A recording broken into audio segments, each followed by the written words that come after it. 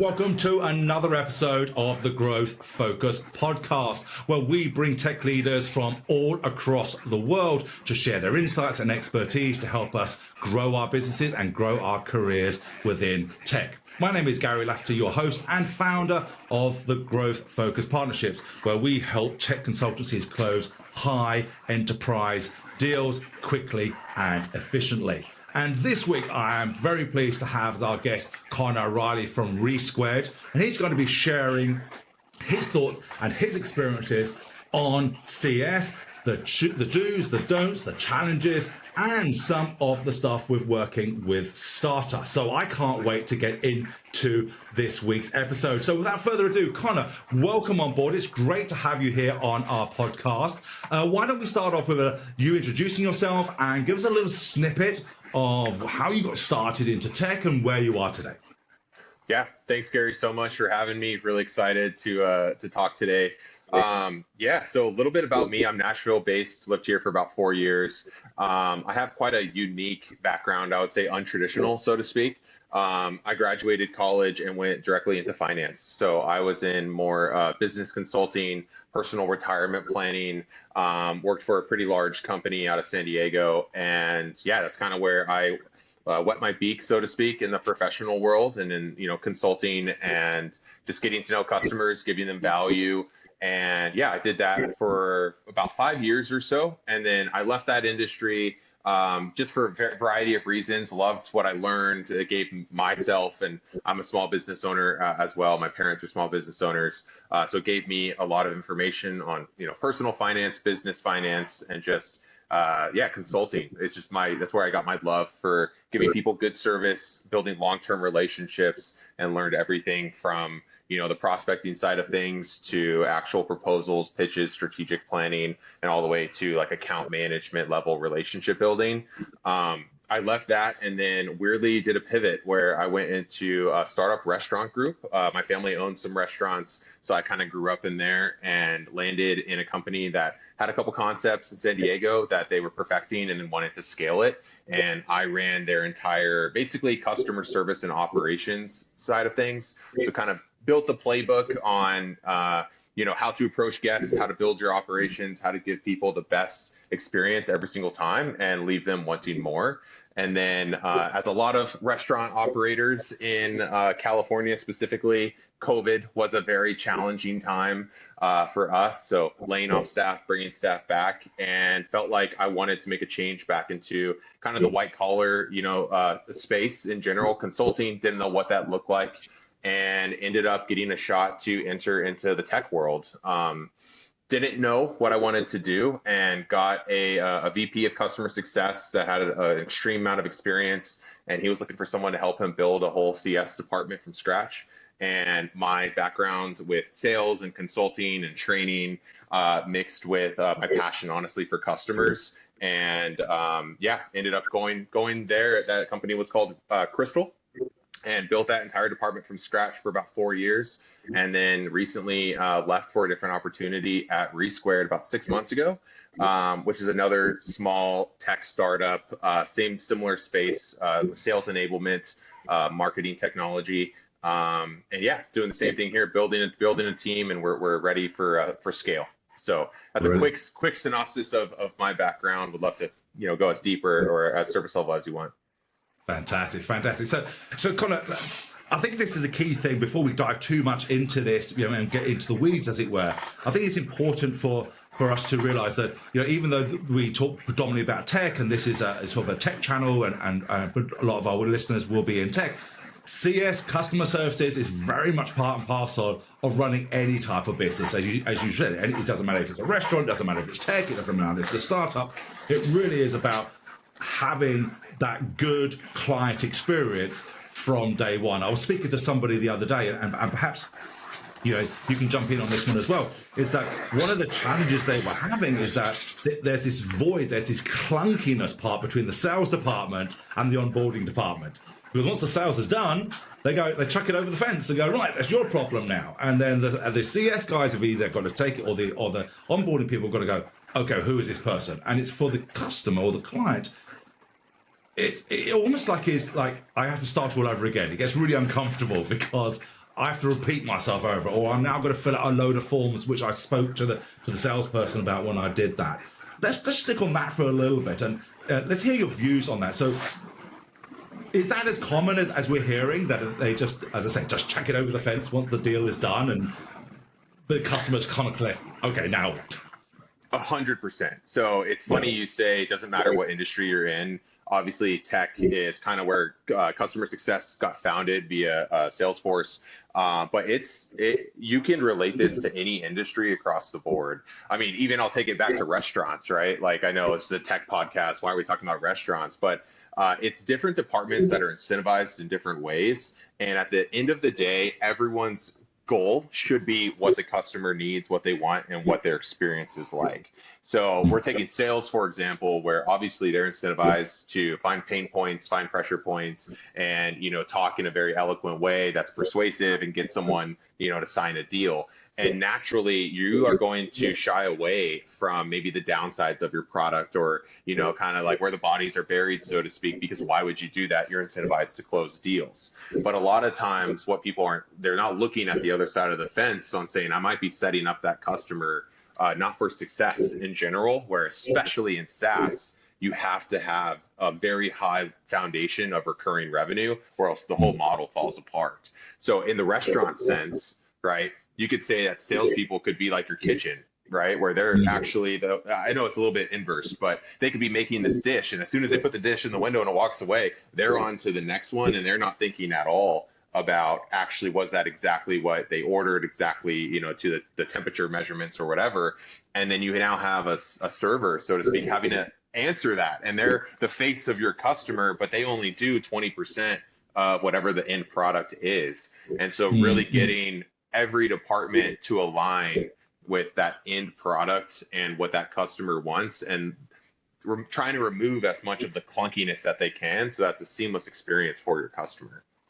Yeah, I think that's a fantastic analogy, using that, with the restaurants, because yes, the chefs are busy, the salespeople are busy, they're trying to get to the next order, the time is money, as it were. Let's move on to the next one. The chef is, as you say, they're getting paid to get the next dish out. The salesperson is getting paid to get the next deal. And as you quite rightly said, when it comes down to the server, they go, well, I've just picked this up. And now you're giving me all types of hell, because it isn't to what I thought it was. And I think this is the biggest bone of contention with a lot of people when it comes to disappointment, is that their expectations weren't met. And if a customer has an expectation and it wasn't met, that's when, as you said, we've almost set them up for failure. We haven't set them up for success. We've set them up for failure. And in SaaS, that's when we're going to get the high churn. They take their month, they take their whatever there is, their first period, and just think, well, they're going to remember the bad part. They're going to remember that the onboarding wasn't as glorious as they wanted it to be, or smooth. So from your experience and what insights can you share with us that's important that people should do at the very beginning when it comes down to onboarding and CS success and client success?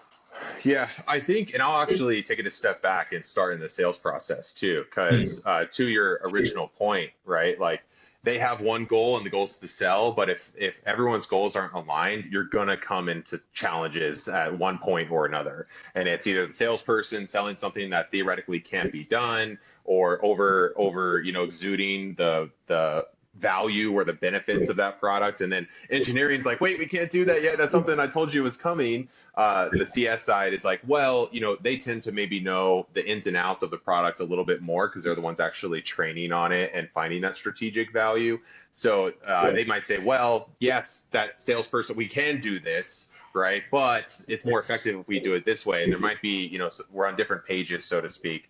But I would say in general, the key is it's from top down, right? It's making sure that everyone's incentivized for the end goal, right? And in SaaS, it's, growth, revenue, but also retention as well. Because if you are bringing in a ton of new business, but then it's going right back out the door a year later, 2 years later, however long the contract is, it's like 4 steps forward, 3 steps back. So really getting this, it starts with communication, and it starts with aligning expectations from the top down on, hey, it's okay for us to, maybe hide a little bit of the downsides that our product or service has, like every company has, but to what extent, right? Like, to what extent is it actually detrimental for the company, for our reputation, for our growth?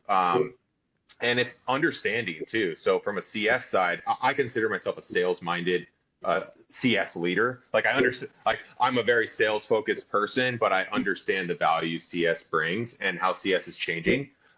It's not just an onboarding team anymore. There's a lot more aspects, and companies are trying to identify it as a revenue generator, not a revenue protector anymore.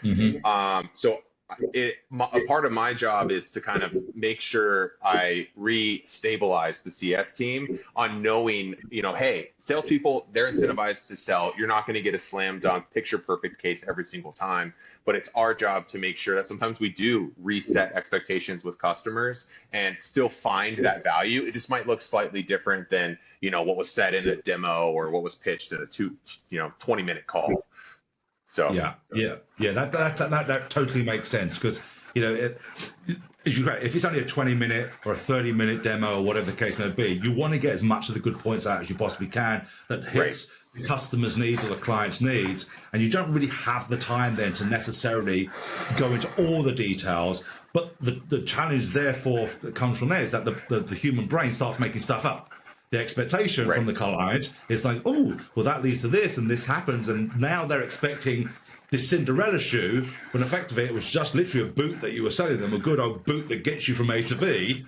But they've imagined all this stuff. So I love what you said about the resetting of expectations and saying, look, yes, I know you were expecting a shoe, but it's actually a boot. But this boot is going to serve you for what you actually need. So that being said, let's talk about identifying and addressing customer needs. We talked about this off camera before, when we spoke before, the importance. We all know about discovery and trying to dig deep and find out what the customer is. But in your experiences, what kind of insights can you bring today to share with us about the importance of identifying correctly the customer's needs?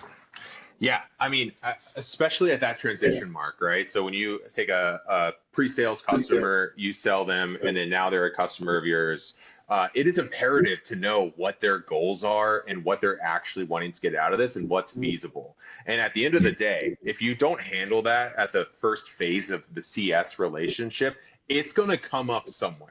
Right. And it's going to come up 6 months later. It's going to come up at renewal time because they're going to be frustrated. So at the end of the day, I like to just come in and say, hey, I know you've talked with, Mackenzie, your sales rep. I've obviously gotten a down low, what you do and what you're trying to look for and what goals you have. I would love to hear it directly from you, because sometimes, I can pick up on some things and some intricacies where it's going to really help with our onboarding plan on what I can provide you. So, let's take it back to square one a little bit. And you can do that very quickly. And a lot of times I've even uncovered expansions in that call, where literally it's, the salesperson didn't want to complicate the deal, which I totally get, right? Yeah. And you can identify, oh, wow, because now they're more open to talk. They don't feel like they're being sold to. So it's valuable in two ways. It's valuable in what were they hiding in the sales process that they didn't feel comfortable talking about. And then also what did talk about that I want to make sure we can bring, because if I can't bring that value, and it might be nuanced changes. I'm not saying we're selling them a duck and they get a cat. You know what I mean? Just maybe it's a different colored cat, right? Yeah. And so if I can identify the value that they're really trying to get from the beginning, that's going to establish that entire relationship and credibility, where now they're going to trust that I heard everything that they want. I'm now maybe picking some things apart, which is only going to add credibility. If it's a big thing, that's a challenge. And that's where communication to the sales team, to the product team, engineers, everyone, support is really helpful. But yeah, it's how I see it is that it's going to share its ugly face at one point or another. If the expectations are not being set, I might as well get ahead of it and know how to combat it, how to mitigate that risk. And then also how I can go to my product team to make sure I had some leverage that this is a product feature that is highly requested and would bring a lot of value. So there's a lot of different aspects I could go with that question, but it's imperative to reset expectations, both for the customer and also internally on your teams. Yeah, and I think, as you said, resetting those expectations. Time is an enemy for thoughts, So by the time, it doesn't matter if the salesperson or whoever did it, or even if it's still founder led, because often in tech there's still very much founder led sales. That from the time of agreeing, getting the work done to the facilitation and onboarding could be a while. And in that while, whatever that while is, there's expectations brewing within the client's head of what it is. So to bring it back down and say, right, let's recheck this is right for you. Now, which then leads perfectly to what you were just saying there about there are expansion pockets that we didn't want to overcomplicate the deal. We wanted to get them on board. You're finding ways, and this goes to show what a great value CS departments can be, which is the next topic I really want to get onto, where CS departments can actually now find expansion pockets, can find some extra revenue from there, which now becomes a revenue generator department, to coin the phrase you said, rather than just a revenue protector stage. So let's talk about that. Well, let's talk about the importance of companies using CS now, CS departments, to become revenue generators, as opposed to just the protectors of the sale. Yeah, it's a shift I've seen quite drastically in the past 5 years or so. In the market when a lot of big tech companies were maybe overinflated, or they had a tech stack suite that they couldn't even name everything in their suite, right? And so you had a lot of people shedding, tech stack that maybe they didn't need. It was a nice to have, not a need to have. They were underutilizing it. And so a lot of companies are switching to, okay, how can I get more leverage out of my CS team and actually turn them into generators of revenue, not just protectors? At the end of the day, new revenue is always going to be king. Like, that's just the way companies grow and scale. But if you do have a way of protecting revenue and selling to that existing revenue organically, without having to shift departments and shift stakeholders, I personally think that's the best approach.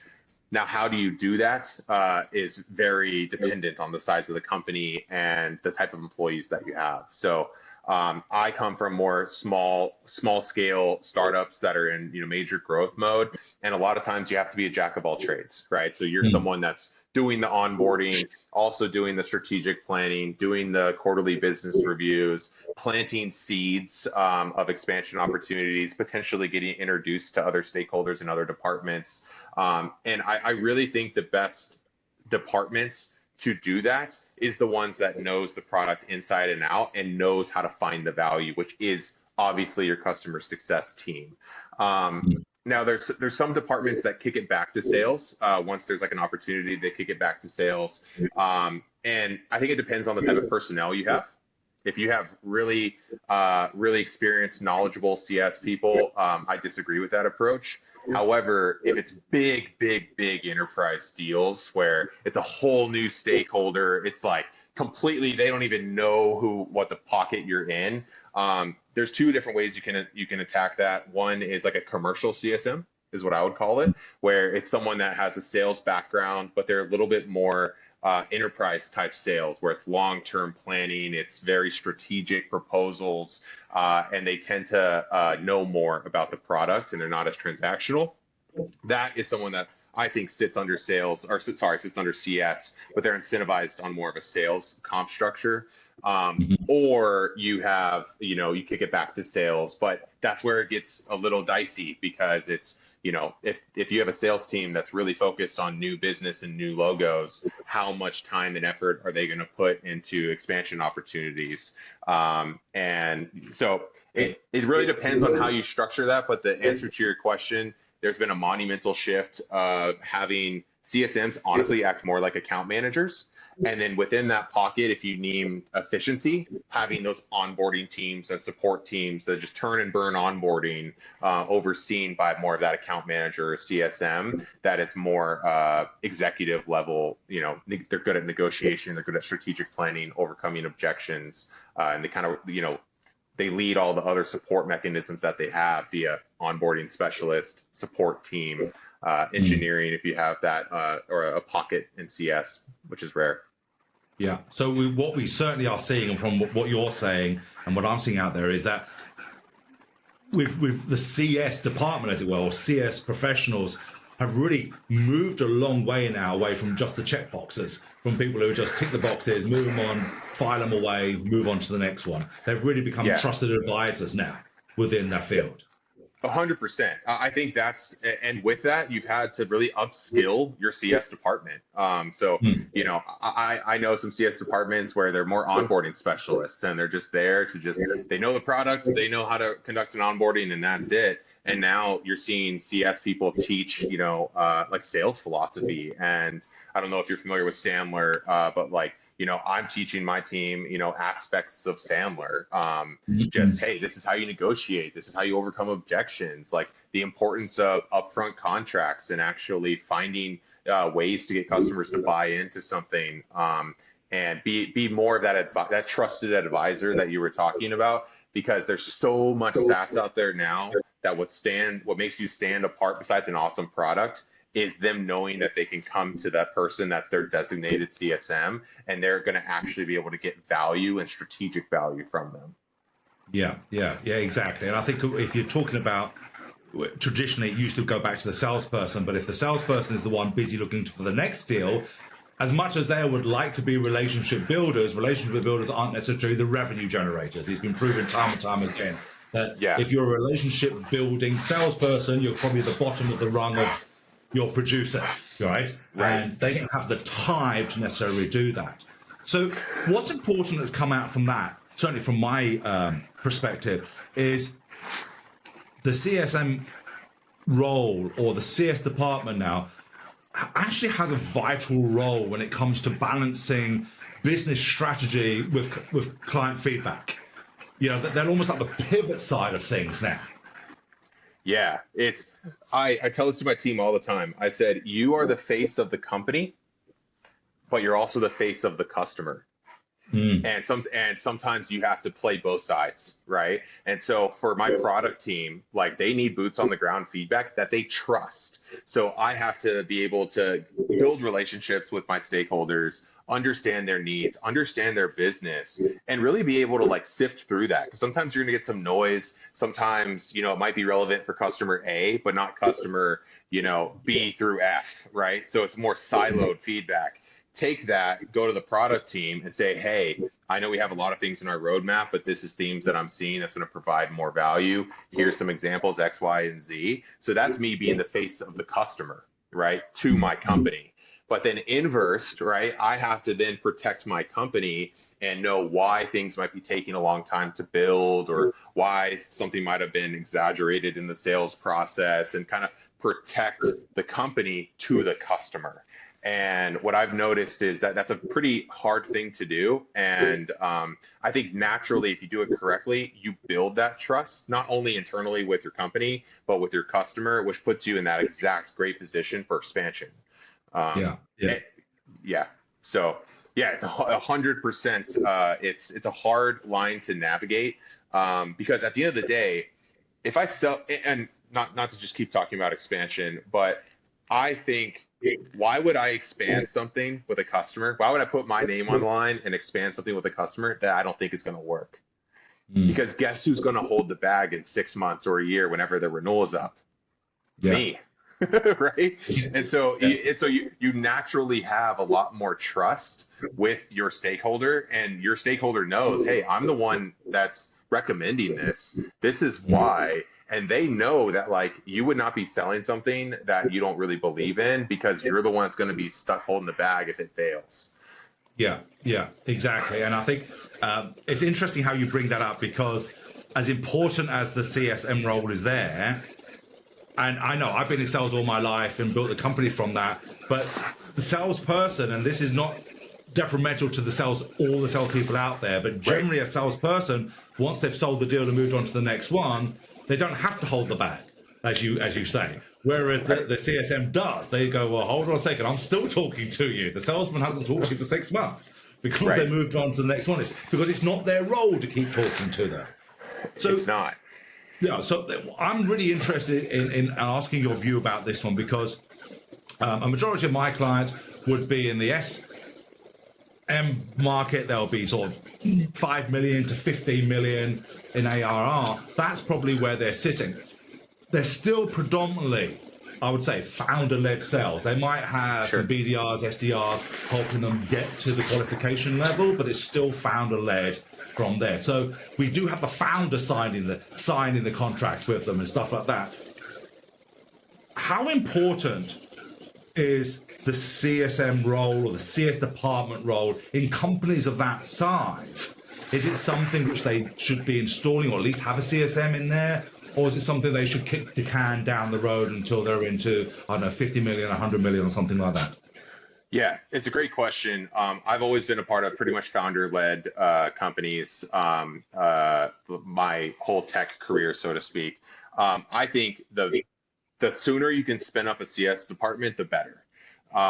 Like right out of the gate, I think, because at the end of the day, take a look in the customer's shoes, right? We've already identified that the salespeople need to hunt, right? And it's really not their job to go and maintain customers, or else they'd be kind of account managers. So unless that's how you've structured it from the beginning, and that's also a hard role to be. You need someone that is incentivized to close new business, but also incentivized to have the skill set, the compassion, the empathy to deal with support needs and deal with issues that they're having and things like that. So I think if you've built a sales motion that works and is scalable, the first thing you need to do is then build a CS department, because you're only going to give more leverage to your sales team to let them go and hunt.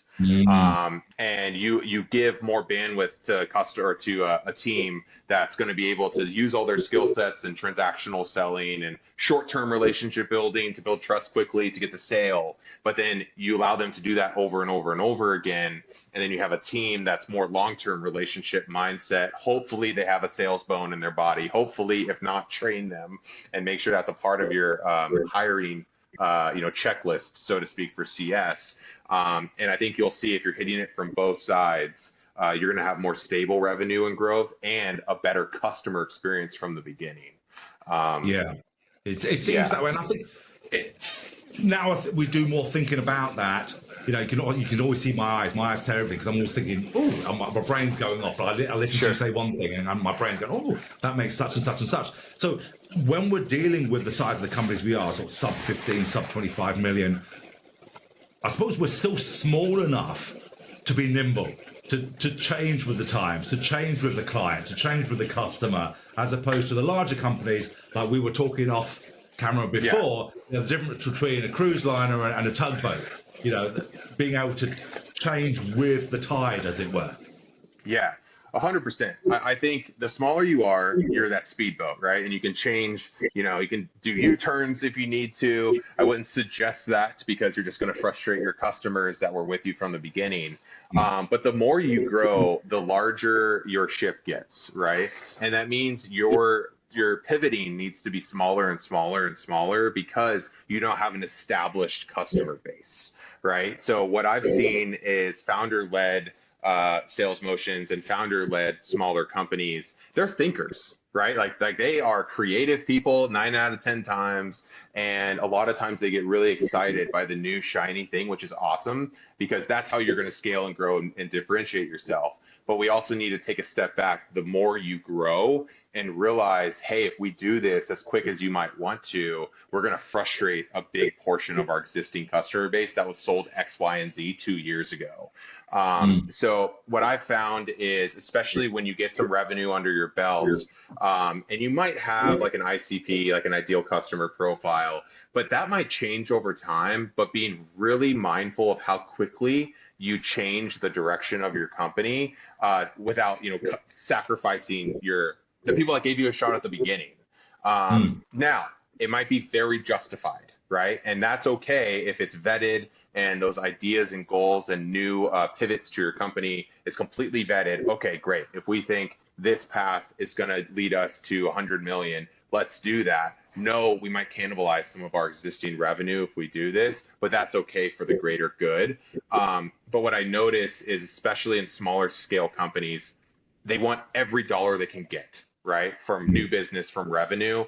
And sometimes that puts you in CS specifically, that has you holding 10 different ICPs, 10 different value adds, 10 different product directions. And back to my point of CS is the face of the company and the face of the customer. That becomes a very hard line when you have 10 different directions that the company might be wanting to go, because then you're not lying to customers, but they can start over time, they can start seeing through the smoke and mirrors maybe, and realize that like what they bought 2 years ago isn't the direction of that company moving forward, and it's really hard to play that middleman for both sides. So being able to say no, and like having your, especially from the executive level for smaller companies that are growing, the ability to make a decision and say, hey, this is based on the data and the facts, and talking to these customers is super important at that phase. Understanding really what they are saying they want, but also like what can we actually implement in the near term and the long term. And if that's the direction we want to go, great. But if we start having customers come in our sales pipeline that don't fit that direction, like being confident and comfortable saying, hey, like, I appreciate that this is what you want. Unfortunately, I just don't think we're a good fit. We might be in the future, would love to, stay in touch, but just knowing I'm here to sell you something that's going to bring you value. And right now, I think we're a little bit off on what we provide and what you want. Being okay doing that, because all you're going to do if you say yes is you're going to really frustrate your product team. Really frustrate your product team. Your salespeople don't know how to sell to different types of use cases, and your CS team will get burnt out over time because they're having to switch masks all the time based on customer to customer. Yeah, and I think I'm going to just stop there. I'm going to pause it there because I think I want to go back and unravel a lot. You are literally in a couple of minutes, 2-3 minutes, you threw so much at us there with so many good insights, and I think I want to unravel some of them because it was some really, really good stuff. And first and foremost is, the fact of saying no, all right? The saying no at the very beginning. And I do understand that as an entrepreneur, for someone who has built a bootstrap company right up to where it was before we sold it, you do want to have every client. You do want to help every customer comes across. You do want to say yes. You don't want to say no because you want the dollar. You want to get that money in. Now, with hindsight, I can now turn around and I'm an absolute advocate for this, is saying no right from the very beginning, just like you said. However, it is difficult. And because, you are thinking, well, hold on, no's don't pay bills. Right? If you need your bills to be paid, you need to start your payroll to be done, you need your product team to be doing it. No. But I think now looking back at it, one of the things I do with my partners and my clients is we now look at it and says, okay, let's talk a little bit more long term. I know you're probably only thinking short term right now, but let's think a long term. Is this aligned with where you want to be?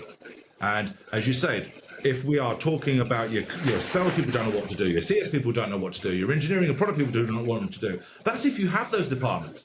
If it's just you and a couple of co-founders, you're already in trouble because you're not setting good SOPs. You're not setting a great foundation for you and the company.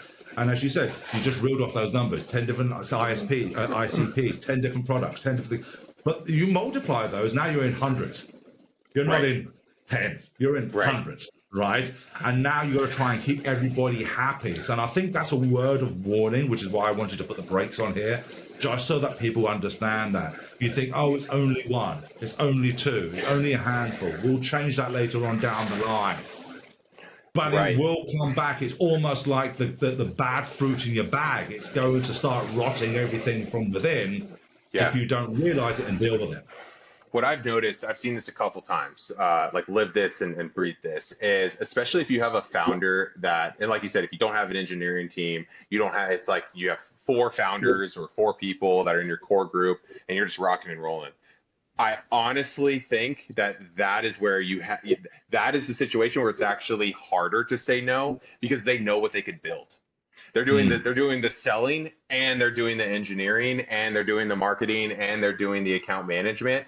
And they could go, oh, I could swing this for you. And all of a sudden they do it, and then they do it, and then they do it, and then they do it. And then great, your revenue gets to, 3 million ARR or whatever. You start expanding, and then you bring in that engineering team.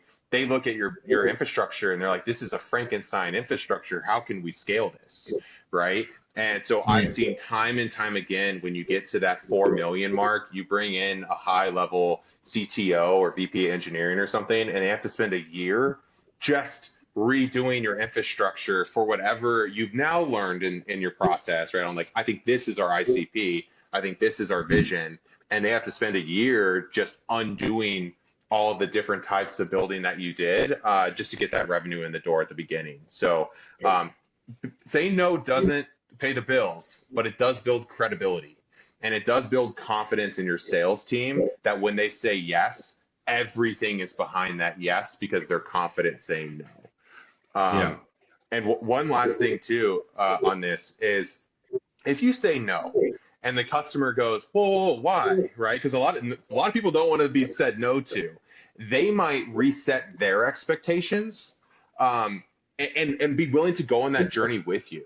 Right. And so if you can handle 60% of what their vision is, you said no because you don't know when that other 40% is going to be there at all. And if you say no to them and they're like, well, like what could you do right now? And then say, I could do this. And they're like, you know what? I'm fine with that. And then all of a sudden now you just reset a customer's expectations that they're going to be growing with you. And they gave you the permission slip where they can't be mad if you don't give them that 40% because you said no from the beginning. Yeah, I think that is a very, very good, valid point. I think, saying no to people at the very beginning is a tough thing to do. But if you can start getting used to it, so there's two things there I want to just dive on. Number one, yes, if you haven't gone through that change yet, it's coming. Because yes, you did not say no at the very beginning. You built your business to where it is today, but in order to scale and grow, you're going to need standard. You're going to need some SOPs in there across the board. And I like what you said. That people have to come in now. The new VP has to come in and start unraveling all the intertwined things that are in there to make it nice and smooth. Because the more complicated your SOP is, the less valuable your company is to somebody. Because I can't just come in and buy it and run it. I have to figure out what the hell you're doing.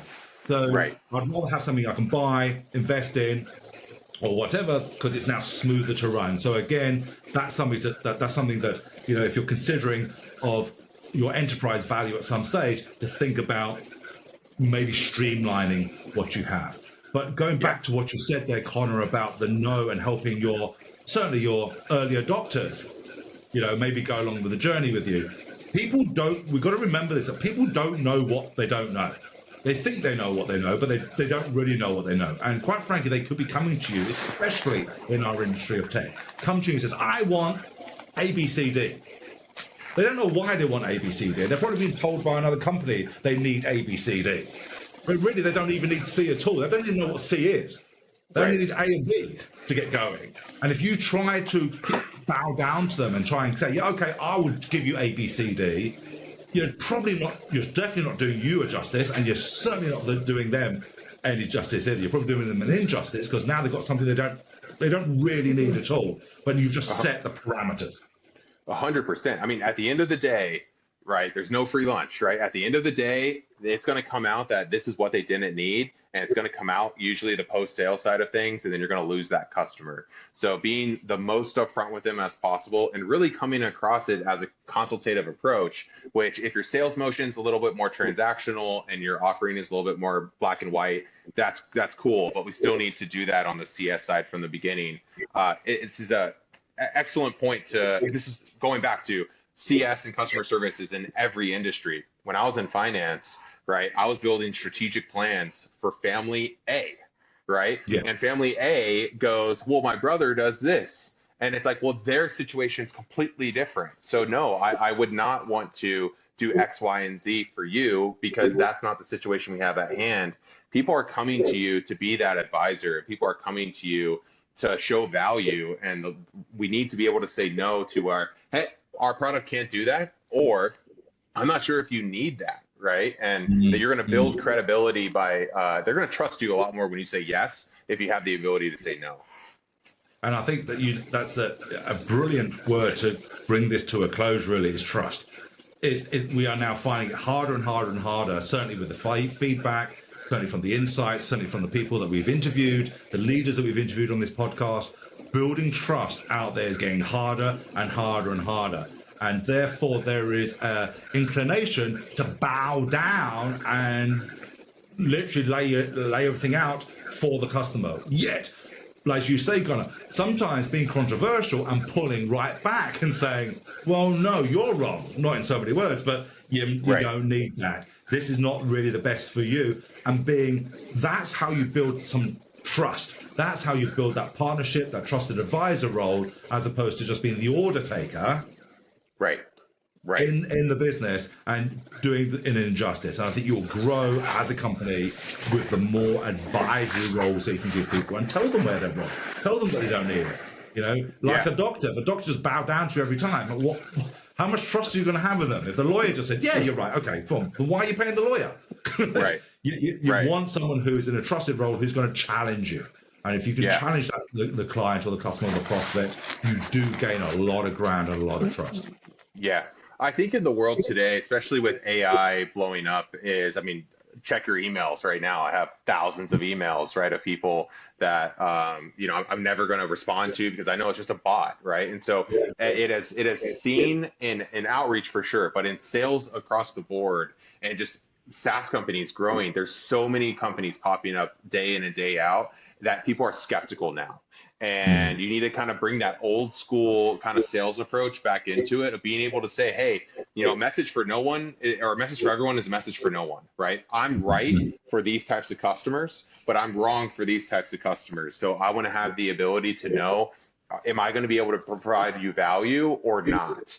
And if I can't provide you the value that you would want, what level is acceptable to you that you can then build our trust that will grow with you and know that we're going in that right direction? Really bringing things back to like an empathetic and personalized standpoint in sales, and then in CS as well, changing from order takers, onboarding specialists to actually advisors, and then collaboration across all those departments and really being customer led first. A lot of people are like product led first, right? I'm a PLG movement, right? And it's like, well, we need to think about the customer, right? And we need to grow with what the customer wants. And as long as we have data that shows that's a majority of customers and I have enough markets to grow in this idea, that's how everyone should be thinking. And to do that, you need to have advisors in those positions to be able to gather that feedback internally and externally. Yeah, absolutely. Absolutely. Well, as we come to the end now, time goes so quickly when we're having these chats from that. I've got a bit of a loaded question for you for your last question. I ask all my guests a loaded question. Cool. And yours is this. What piece of advice do you wish you knew earlier in your career that you wish you were told? That's a great question. Leave your ego at the door. Honestly, my last startup, we were in the personality space, and we basically helped salespeople craft and cater their messaging to the actual personality. Okay, so have you heard of that? I'm sure you have. Treat others the way you want to be treated, right? I actually disagree with that. I think it should be treat others the way they want to be treated, right? So sell to them the way they want to be sold to. And I might disagree with what that customer values or what that customer, how they make decisions or how they calculate ROI. I might disagree with how they make decisions. That doesn't mean it's right. That doesn't mean it's wrong. And check your ego at the door internally too. We have a saying at ReSquared where problems aren't negative. It's just something that needs to be solved, right? And so even if you've built it or even if it was your idea, having that like sunk cost mindset of it doesn't matter my approach, it doesn't matter my mentality, check the egos at the door and come at every single person in a manner that they value and they want to communicate in. And you're going to find a lot more success doing that than kind of digging, putting your head in the sand and doing it the way that you've done it forever. So yeah, that's a hard question. I could go a lot of different routes with that question, but that's what I've learned the most is adapt to the way you communicate, adapt the way you run your business, adapt the way that you sell, adapt the way that you cater to your customers based on their needs and their wants, as long as it aligns holistically with your mission and values and all of that. No, I couldn't agree more. I had a mentor many years ago now who said the same thing. Your ego is not your amigo. And just don't take him on sales calls with you. Don't take him to business meetings because he's not your amigo. You know, Yeah. and I absolutely love that. I just stuck that phrase stuck with me. That mentor has always been there for me, you know, and it's just one of those things to learn. So, Connor, if people want to get hold of you, they want to learn more from you, or just connect with you, what's the best way of getting hold of you? Yeah. So LinkedIn, right? So LinkedIn. My last name's Riley. I probably should have put it on the thing. Yeah. So LinkedIn. My email is Connor CONNER at ReSquared the number 2.ai. So that's my work email. But yeah, LinkedIn's probably the best. Well, I'll make sure I I'll put the LinkedIn. I'll put the cool. LinkedIn, your LinkedIn thing on the show notes, so they can just do a one click and get straight Perfect. through to you. Well, thank you Perfect. very much, Connor. I mean, thank you very much for sharing your expertise and giving us your time and your insights. It's been, you've dropped some really good, some truth bombs there. And I think if people could just pick up one or two of those things, it's going to do them really, really well moving into the future. So thank you very much Yeah. for joining us. Yeah, of course. And I would even ask if someone has truth bombs that they want to send my direction. We all learn from each other, and that's why I love doing these sort of things. You said something earlier. You don't know what you don't know, or the salespeople.